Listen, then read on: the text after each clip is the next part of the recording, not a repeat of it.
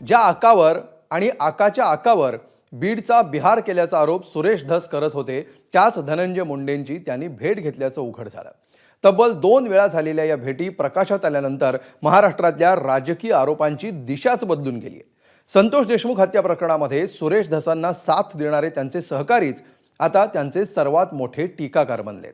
तर प्रकरणावरून लक्ष हटवण्याचं हे षडयंत्र असल्याचा आरोप सुरेश धस यांनी केलाय. पाहूया याविषयीचा एबीपी माझाचा हा स्पेशल रिपोर्ट. धस, मुंडे आणि वाल्मिक कराड एकच आहे. ही लढाई त्यांच्या स्वार्थाची आहे. कोणीतरी अतिशय व्यवस्थित षडयंत्र रचतंय, खेळतंय. ज्यांच्या मागे आरोपांचा चाबूक घेऊन सुरेश धस धावत होते, त्यांच्याच तब्येतीची चौकशी करायला सुरेश धस पोहोचल्याचं उघड झालं आणि महाराष्ट्राच्या राजकारणात एकच खळबळ उडाली. आका आणि आकाचे आका असं बारसं करणारे सुरेश धस सर्वांच्या निशाण्यावर आले. आज हे असं घडल्यामुळे इतक्या क्रूर माणसाला, क्रूर येतो हो, त्या क्रूर माणसाला भेटलाय म्हणजे आता तू पण क्रूरच. तळहाताच्या फोडाप्रमाणे दसांना मराठ्यांनी जपलं. आज त्याच माणसानं कुऱ्हाडीचे वार करून मान तोडून दिली. 2 महिने ज्या पद्धतीने त्यांनी विषय लावून धरला, कुठेतरी मला वाटायला लागलं की मी चुकले की काय. पण पुन्हा आता खरंच ठरलंय की राजकारण्यांना भावना नसतात, त्यांना हृदय नसतं. त्यांच्यासाठी फक्त तो एक राजकीय विषय असतो, मुद्दे मांडण्यासाठीचा विषय असतो आणि राजकीय सेटलमेंट करण्याचा विषय असतो. आणि तसंच काहीसं आता झालेलं दिसतंय. ज्यांच्यावर आरोप केले त्यांच्याच तब्येतीची चौकशी केल्यानंतर धस यांनी मुंडे यांच्यासोबत एकत्र जेवणही केलं. त्याचं यजमानपद चंद्रशेखर बावनकुळेंनी भूषवलं. संतोष देशमुख हत्या प्रकरणामुळे ओबीसी आणि मराठा असा संघर्ष निर्माण झाला होता. ती दरी मिटवण्यासाठी बावनकुळेंनी मध्यस्थी केल्याची माहिती आहे. पण यामुळं आता धस यांच्या विश्वासार्हतेला तडा गेलाय.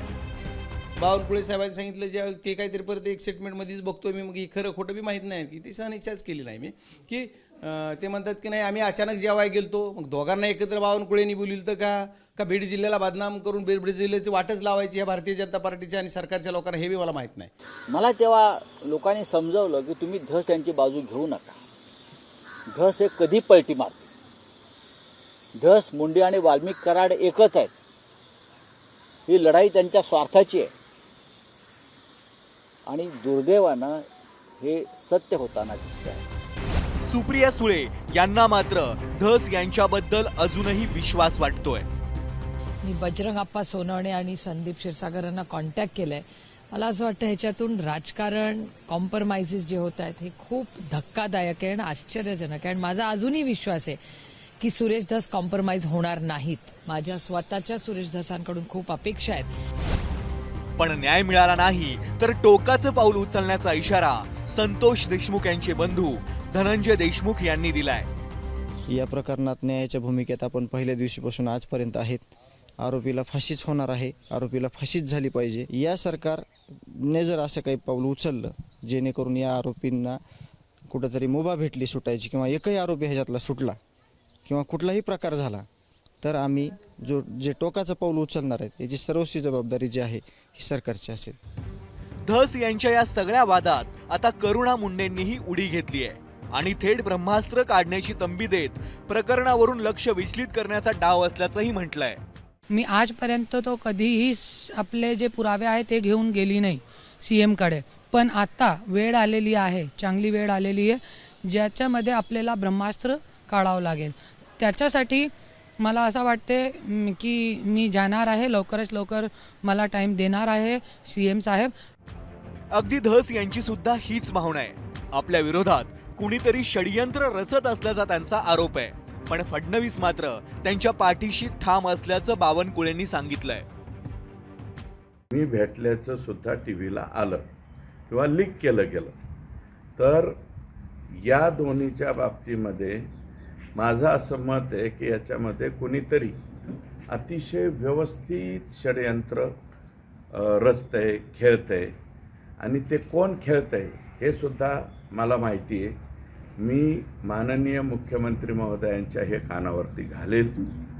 राज्याचा भारतीय जनता पार्टीचा अध्यक्ष म्हणून आमचे आमदार सुरेश धस हे ज्या भूमिकेवर आहे त्या भूमिकेला साजेशी आमचा पक्ष आणि माननीय देवेंद्रजींनी त्यांना पूर्ण पाठबळ दिला आहे. संतोष देशमुखाच्या हत्या प्रकरणामध्ये ज्या पद्धतीच्या कारवाया सुरेश धसांनी ज्या ज्या इन्क्वायऱ्या मागितल्या सर्व इन्क्वायऱ्या माननीय देवेंद्रजींनी केलेल्या आहेत आणि दिलेल्या आहेत. भारतीय जनता पार्टी म्हणून पूर्ण पाठबळ सुरेश धसांच्या मागे उभा आहे. सुरेश धस आणि मुंडे यांच्या भेटीत अजितदादांनाही वावगं काही वाटत नाही. हे मंत्री आहेत, ते दुसरे आमदार आहेत. आपल्यामध्ये यशवंतराव चव्हाण साहेबांनी आपल्याला शिकवलेलं आहे सुसंस्कृतपणा, समजलं. आणि त्यामध्ये जरी आम्ही आता मागं आम्ही दादा एकमेकाच्या विरोधात होतो, परंतु आम्ही भेटायचो, बोलायचो, अशा पद्धतीनं तो गेला होता. बाकी काही नाही. वेगळा अर्थ काढू नका. धसना एवढं सगळं पाठबळ मिळत असलं तरी एक मात्र कुणीही मान्य करेल ते म्हणजे या भेटीमुळं त्यांच्या विश्वासार्हतेला मात्र तडा गेलाय. मुंडे यांच्या विरोधात आक्रमक आघाडी ते गुप्त भेट या धस यांच्या प्रवासामुळे एक प्रश्न उपस्थित झालाय आणि तो म्हणजे धस यांचा गेम नेमका कुणी केला. नागपूरहून रजत वशिष्ठसह कृष्णा केंडे, एबीपी माझा. एबीपी माझा, उघडा डोळे बघा नीट.